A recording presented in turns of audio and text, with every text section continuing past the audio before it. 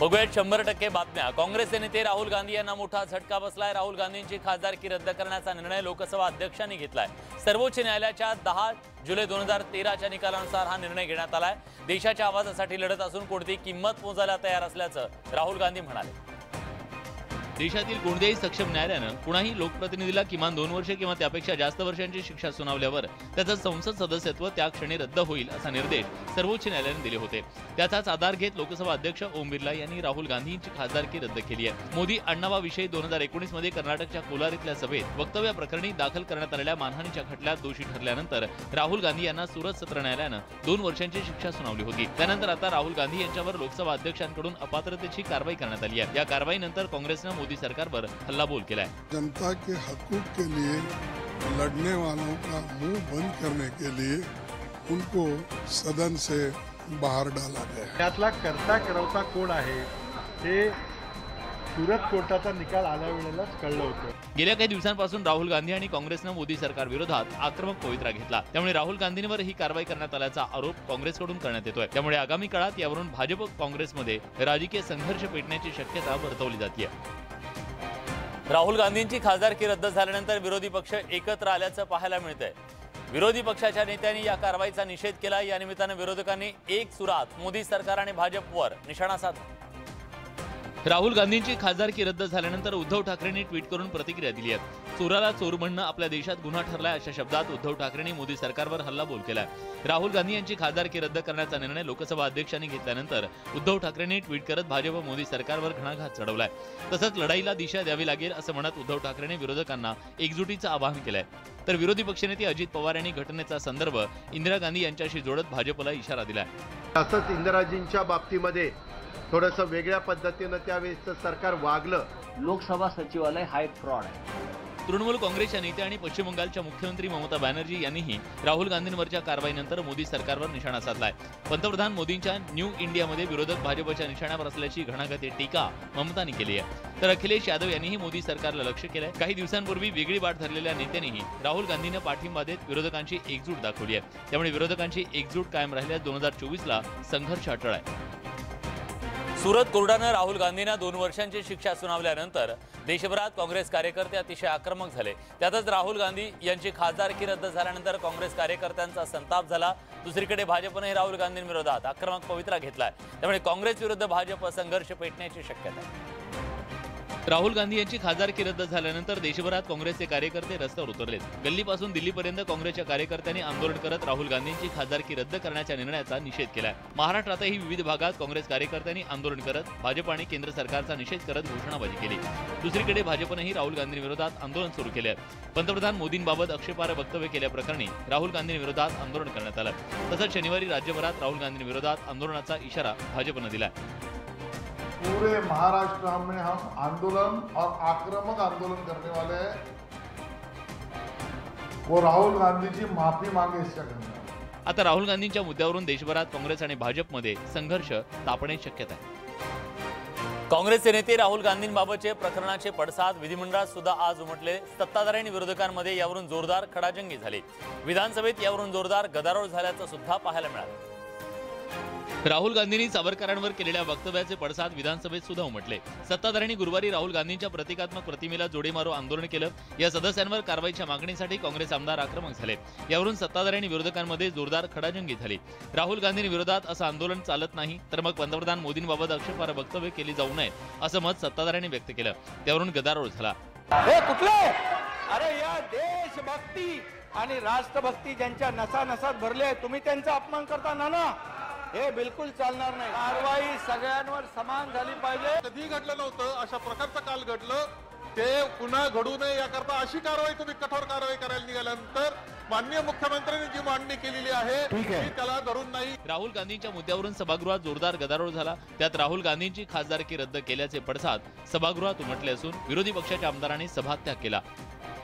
शिवसेनेतल्या फुटीनंतर एका हाती सत्तेचं स्वप्न पाहणाऱ्या भाजपच्या मनसुबेंना धक्का लागला असं म्हणावं लागेल। कारण शिवसेनेची केवळ 48 जागांवर बोळवण करू शकतो असं भाजपला वाटत असलं तरी शिवसेनेच्या नव्या भूमिकेमुळे ते शक्य नसल्याचं दिसतंय। कारण शिवसेनेच्या नेत्यांनी भाजपला विधानसभा आणि लोकसभा निवडणुकीतील 2019च्या युतीच्या फॉर्म्युल्याची आठवण करून दिली आहे, जेव्हा शिवसेनेने लोकसभेत 22 आणि विधानसभेत 126 जागा लढवल्या होत्या. शिवसेनेचे नेते खासदार गजानन कीर्तीकर यांनी एक प्रकारे भाजप प्रदेश अध्यक्ष चंद्रशेखर बावनकुळे यांच्या एकहाती सत्तेच्या मनसुब्यांना धक्का दिलाय. 22 आणि 26 तेच वाटप राहणार, त्याच्यामध्ये जरा पण आम्ही ऍडजस्टमेंट करणार नाही. काही दिवसांपूर्वीच बावनकुळेंनी भाजप 250 आणि शिवसेना 48 जागा लढवेल असं वक्तव्य केलं होतं. त्यानंतर ठाकरे गटासह काँग्रेसनं त्यांच्यावर टीका केली होती, पण शिवसेनेनं कुठलीही प्रतिक्रिया दिली नव्हती. आता त्यांनी थेट 2019च्या फॉर्म्युल्याची आठवण करून दिल्यानं जागा वाटपावरून भविष्यात भाजप शिवसेनेत चांगलीच घासाघीस होणार हे नक्की. राज ठाकरेंच्या मागणीनंतर माहीममधील अनधिकृत मजार उद्ध्वस्त करण्यात आली. त्यानंतर आता राज्यभरातील इतर भागात सुद्धा अनधिकृत धार्मिक स्थळांवर कारवाईचं आंदोलन सुरू झालंय आणि याच मुद्द्यावर खासदार संजय राऊतांनी सत्ताधाऱ्यांचा दंगली घडवण्याचा डाव असल्याचा गंभीर आरोप केलाय, ज्यावरून पुन्हा एकदा सत्ताधारी आणि राऊतांमध्ये जुंपल्याचं पाहायला मिळतंय. राज ठाकरेंनी गुढीपाडवा मेळाव्यात मुंबईच्या माहीम समुद्र किनाऱ्यालगतच्या मजारचा मुद्दा उपस्थित केला. त्यानंतर तात्काळ ही अनधिकृत मजार जमीनदोस्त करण्यात आली. पण यानंतर आता संपूर्ण राज्यभरात अतिक्रमणित मशीद आणि धार्मिक स्थळांविरोधात आंदोलन सुरू झाली आहेत. या मुद्द्यावरून ठाकरे गटाचे खासदार संजय राऊतांनी सत्ताधाऱ्यांवर निशाणा साधलाय. धार्मिक स्थळांविरोधात आंदोलन करून राज्यात दंगली घडवण्याचा सत्ताधाऱ्यांचा डाव असल्याचा आरोप राऊतांनी केला. तर सत्ताधाऱ्यांनीही संजय राऊतांच्या आरोपांना सडेतोड प्रत्युत्तर दिलंय. महाराष्ट्रातलं वातावरण बिघडवायचं, दंगली घडवायच्या आणि मग निवडणुकांना सामोरं जायचं, असं एक पडद्यामागची पटकथा लिहिली जाते. राज्यामध्ये एकही दंगल घडलेली नाही आहे आणि ती घडवण्याचं जर संजय राऊतांचं प्लॅनिंग असेल तर त्याच्याबद्दल मला काही माहिती नाही. एकंदरीतच संजय राऊतांनी एकाच बाणात सत्ताधाऱ्यांसह राज ठाकरेंवरही निशाणा साधलाय. त्यामुळे संजय राऊतांच्या या आरोपामुळे पुन्हा एकदा सत्ताधारी आणि विरोधकांमध्ये जुंपण्याची शक्यता आहे. खासदार उदयनराजे भोसले आणि आमदार शिवेंद्रराजे भोसले यांच्यामध्ये पुन्हा एकदा जुंपली आहे. भ्रष्टाचाराच्या मुद्द्यावरून उदयनराजेंनी आव्हान दिलं तर त्यांच्या आव्हानाची आमदार शिवेंद्रराजे भोसलेंनी खिल्ली उडवली. साताऱ्यात खासदार उदयनराजे भोसले आणि आमदार शिवेंद्रराजे भोसले पुन्हा एकदा आमने सामने आलेत. विरोधकांनी केलेल्या भ्रष्टाचाराच्या आरोपावरून खासदार उदयनराजे चांगले संतापलेत. साताऱ्याच्या गांधी मैदानावर नागरिकांसमोर समोरासमोर चर्चेसाठी मी यायला तयार असल्याचं आव्हान त्यांनी दिलंय. शिवेंद्रराजे भोसलेंच्या जिव्हारी लागणारी टीका त्यांनी केली आहे. त्याला शिवेंद्रराजेंनीही जोरदार प्रत्युत्तर दिलंय. द्या लोकांमध्ये माईक आणि सांगू द्या की उदयनराजे पैसे खाल्ले. तसं कोणी जर बोललं तर तेव्हा शप्प सांगतो मिशा काय भोया काढून टाकेन. 3 ते 4 वेळेला मिशा काढीन भोया काढीन सांगून झाले. ते म्हणतात ना बोलाचाच भात आणि बोलाचीच कडी. खासदार उदयनराजे भोसले आणि आमदार शिवेंद्रराजे भोसले हे दोन्ही नेते भाजपमध्ये आहेत. मात्र एकाच पक्षात असूनही दोघांमधले मतभेद कायम आहेत. दोन्ही नेत्यांमध्ये दिलजमाई होण्याची काही चिन्ह दिसत नाहीयेत. त्यातच आता नगरपालिकेची निवडणूक कधी जाहीर होऊ शकते, त्यामुळे या दोन्ही नेत्यांमधली राजकीय लढाई थांबण्याची काही चिन्ह दिसत नाहीयेत. औरंगाबाद शहराचं नामांतर छत्रपती संभाजीनगर झाल्यानंतर शहरातल्या राजकारणानं आता पुन्हा एकदा उचल खाल्ली आहे. नामांतराचं समर्थक आणि त्याचबरोबर विरोधक मैदानात उतरलेत. त्यामुळे ही लढाई जशी रस्त्यावर लढली जाते तशीच ती आता कोर्टात सुद्धा लढली जाते. संभाजीनगरच्या नामांतराच्या विरोधात खासदार इम्तियाज जलील यांनी आंदोलन उभं केल्यानंतर हिंदुत्ववादी संघटनांनी पक्षांनी नामांतराच्या बाजूने दंड थोपटलेत. भाजपनं समर्थनार्थ उडी घेत गाड्यांवर स्टिकर लावण्याची मोहीम हाती घेतली आहे. तर विरोधकांकडून विभागीय आयुक्त कार्यालयात नामांतराच्या आक्षेपांचे ढीग दिसू लागलेत. दरम्यान तिकडे संभाजीनगर नावाला विरोध करणारी याचिका सुप्रीम कोर्टात दाखल झाली असून सुप्रीम कोर्टानं ते फेटाळत मुंबई हायकोर्टात जाण्याचा सल्ला दिलाय. तिकडे दर एक मावळा घरी जातोय, घराघरातनं लोक बाहेर येत आहेत आणि स्वतःहून तिकडे येऊन 27 तारखेला ते त्यांचे अर्ज जे आहेत ते जमा करणार आहेत. आमची तयारी आहे, आम्ही तयारीला लागलो आहेत. इथलच्या स्थानिक नागरिकांची मागणी नाही आहे की औरंगाबादचं नाव बदललं पाहिजे. हे काही स्थानिक नेत्यांची मागणी आहे की औरंगाबादचं नाव बदललं पाहिजे. अनेक दशकात धगधगणारा नामांतराचा विषय मार्गी लागल्यावर दुरळा खाली बसेल अशी अपेक्षा होती, पण निवडणुकीच्या तोंडावर या ज्वलंत मुद्द्यावरून शहराचं राजकारण कमालीचं तापलंय.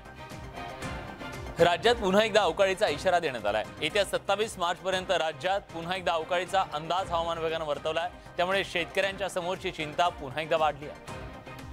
राज्यातील विविध भागांना काही दिवसांपूर्वी अवकाळीचा जोरदार तडाखा बसला. या अवकाळीच्या तडाख्यात राज्यातील लाखो हेक्टरवरच्या पिकांचं नुकसान झालं. या संकटातून सावरत नाही तोच बळीराजासमोर पुन्हा एकदा अवकाळीचं संकट घुंगावत आहे. बंगालच्या उपसागरात कमी दाबाचा पट्टा निर्माण झाल्यानं राज्यात 27 मार्चपर्यंत पावसाची शक्यता वर्तवण्यात आली आहे. मराठवाडा, उत्तर महाराष्ट्र, धुळे, नाशिक, नंदुरबार यासह विदर्भातील काही भागात मेघगर्जनेसह हलक्या ते मध्यम स्वरूपाच्या पावसाची शक्यता आहे. सोलापूर जिल्ह्यासह विदर्भ आणि कोकणातही काही ठिकाणी पावसाचा अंदाज हवामान खात्यानं वर्तवलाय. या आसमानी संकटाच्या इशाऱ्यामुळे बळीराजाची चिंता वाढली आहे. राज्यात मुद्रांक शुल्कात आणि रेडी रेकनरच्या दरात सुद्धा वाढ होण्याची शक्यता आहे. राज्य सरकार याबाबतच्या प्रस्तावावर विचार करत असल्याचं समोर येत आहे. त्यामुळे घर खरेदीचं स्वप्न आता पुन्हा महागण्याची शक्यता. सर्वसामान्यांचं घर खरेदीचं स्वप्न आणखी महाग होण्याची शक्यता आहे. कारण राज्यात मुद्रांक शुल्क 1 एप्रिल 2023 पासून 1% वाढण्याची शक्यता असून रेडी रेकनरचे नवीन दर हे अंमलात येणार आहेत. जर ही मुद्रांक शुल्क वाढ लागू झाली तर मुंबईतील मुद्रांक शुल्क 6 वरून 7% तर ठाणे, नवी मुंबई, पुण्यातील मुद्रांक शुल्क 7 वरून 8% जाईल. रेडी रेकनरच्या दराचाही आढावा घेण्याच्या मुद्रांक महानिरीक्षकांच्या प्रस्तावावर राज्य सरकार विचार करत आहे. राज्यातील मोठ्या शहरांमध्ये रेडी रेकनरचे दर बऱ्याचशा भागात वाढणार आहेत. पायाभूत विकास प्रकल्पामुळे राज्याच्या तिजोरीवर मोठा आर्थिक ताण येणार असून तो भरून काढण्यासाठी मुद्रांक शुल्क दरात वाढ केल्याशिवाय कोणताही पर्याय राज्य सरकारकडे उपलब्ध नसल्याचं कळत आहे. त्यामुळे मुद्रांक शुल्क आणि रेडी रेकनरच्या दरात वाढीची शक्यता आहे. सध्या वाढदिवस जल्लोषात साजरा करण्याचा ट्रेंड तरुणाईमध्ये पाहायला मिळतोय. सेलिब्रेशनसाठी वारेमाप खर्च केला जातो. मात्र बीडमधल्या पैलवानांच्या गावानं अनोखा निर्णय घेतलाय. काही दिवसांपूर्वी एका बापानं मुलाच्या वाढदिवसानिमित्त तर एका पतीनं बायकोच्या वाढदिवसासाठी गौतमी पाटीलच्या डान्सचा कार्यक्रम ठेवला. बर्थडेला गौतमीच्या डान्सची मागणी वाढत असताना बीडच्या किरूळ गावानं कौतुकास्पद निर्णय घेतलाय. गावात कोणाचाही बर्थडे असेल तर अवाजवी खर्च न करता कुस्तीचा आखाडा भरवण्याचा निर्णय किरूळ गावानं घेतलाय. लावणी डीजेवर खर्च न करता कुस्ती स्पर्धा घेण्याचा निर्णय ग्रामस्थांनी घेतलाय. आता कुणी लावणी सम्रांनी आणते ते आम्हाला ते नाही करायचं. आम्हाला कुस्तीचा आखाडा बर्थडेच्या निमित्ताने द्यायचा. किरूळच्या मातीतून अनेक पैलवान घडले. त्यामुळे पैलवानांचं गाव अशी ओळख असणाऱ्या गावानं बर्थडेला कुस्तीचा आखाडा भरवण्याचा निर्णय घेतला. त्यामुळे कुस्ती आणि उदयोन्मुख पैलवानांना यातून नक्की प्रोत्साहन मिळेल. पुणे मेट्रोचं मोठ्या दिमाखात उद्घाटन झालं खरं, पण 2 स्टेशन आणि 3 किलोमीटर अंतरासाठी तयार झालेल्या पुणे मेट्रोला प्रवाशांचा फारसा प्रतिसाद मिळत नाहीये. त्यामुळे की काय, पुणे मेट्रोनं थेट आता वाढदिवस आणि तत्सम समारंभासाठी मेट्रो भाड्यानं देण्याचा उपक्रम सुरू केला. त्यासाठी पुणे मेट्रोनं थेट वाढदिवस आणि मुंजीच्या कार्यक्रमासाठी सांस्कृतिक हॉलची जाहिरात केली जाते तशी संपर्क क्रमांक देऊन केलेली ही जाहिरात. पुणे मेट्रोनं आपल्या वेबसाईटवर आणि सोशल मीडियावर आनंदाच्या क्षणासाठी मेट्रो पॅकेज दिलंय. वाढदिवस, लग्नाचा वाढदिवस, गेट टुगेदर किंवा इतर सेलिब्रेशन नागरिकांना मेट्रोमध्ये करता येणार आहे. 100 जणांसाठी 5,000 रुपये शुल्क आकारलं जाणार आहे, तर 100 ते 150 प्रवाशांसाठी 7,500 आणि 150 ते 200 जणांसाठी 10,000 रुपये शुल्क आकारले जातील. पुणे मेट्रोच्या या जाहिरातबाजीवर विरोधी पक्षनेते अजित पवारांनी सभागृहात जोरदार टीका केली. तर मेट्रो लोकप्रिय व्हावी यासाठी म्हणून उपक्रम राबवल्याचं मेट्रोकडून सांगण्यात आलं. आता त्या मेट्रोचा उपयोग आमदार महोदयांना विचारा, वाढदिवस साजरे करण्याच्या करता, कुठंतरी काहीतरी जादूचे प्रयोग करण्याच्या करता. लोकांना थोडंसं मेट्रोबद्दल फॅमिलिअरायझेशन व्हावं, मेट्रो कशी आहे, तिथल्या सिस्टम्स कशा आहेत हे कळावं, यासाठी आपण एक सेलिब्रेशन ऑन व्हील अशा प्रकारची एक संकल्पना आपण आणली होती. पुणे मेट्रोचा विस्तार कधी होणार आणि नागरिकांना वेगवान सेवा मिळण्यासाठी आणखी किती वर्षे वाट पाहावी लागणार हा पुणेकरांचा प्रश्न आहे. मेट्रो 2A आणि 7च्या प्रवाशांना मेट्रोनं मोठा मुंबईमध्ये दिलासा दिलाय. या मेट्रो मार्गावरच्या प्रवाशांना 80 रुपयांमध्ये अमर्याद प्रवास करता येणार आहे, तर 3 दिवसासाठी 200 रुपयात प्रवास करता येईल. त्याचप्रमाणे MMMOLC या मेट्रोतील प्रवाशांसाठी नव्या योजना सुद्धा आणल्या. अंधेरी पश्चिमेकडील DN नगर ते दहिसर पूर्व या मार्गावर मेट्रो 2 आणि अंधेरी पूर्वेकडच्या गोंदिवली ते दहिसर मधील आनंद नगर या मार्गावर मेट्रो 7 धावते. या मेट्रोचं कार्यान्वयन MMMOCL यांच्याकडून करण्यात येत आहे. MMMOCLनं मुंबई ए कार्डचा वापर करून मेट्रो 2A आणि मेट्रो 7 मधून प्रवास करणाऱ्या प्रवाशांसाठी विशेष सवलत देण्याचा निर्णय घेतलाय. त्यानुसार 1 दिवसीय अमर्याद ट्रिप पासचे शुल्क हे 80 तर 3 दिवसाच्या अमर्याद ट्रिप पासचे शुल्क रुपये 200 इतके असेल. याचबरोबर 30 दिवसांच्या कालावधीसाठी 45 वेळा मेट्रोनं प्रवास करणाऱ्या प्रवाशांसाठी 15% सूट तर 60 वेळा प्रवास करणाऱ्या प्रवाशांसाठी 20% सूट मिळणार आहे. या सवलतीची वैधता 30 दिवसांच्या कालावधीसाठी मर्यादित असून त्याचं शुल्क मुंबई ए कार्डच्या माध्यमातून प्रीपेड स्वरूपात आकारलं जाणार आहे. मेट्रो 2 आणि मेट्रो 7 मधून सध्या 1,40,000 प्रवासी दररोज प्रवास करतात. मेट्रोच्या या सुविधेमुळे या मेट्रोतून प्रवास करणाऱ्या प्रवाशांना मोठा दिलासा मिळाला आहे.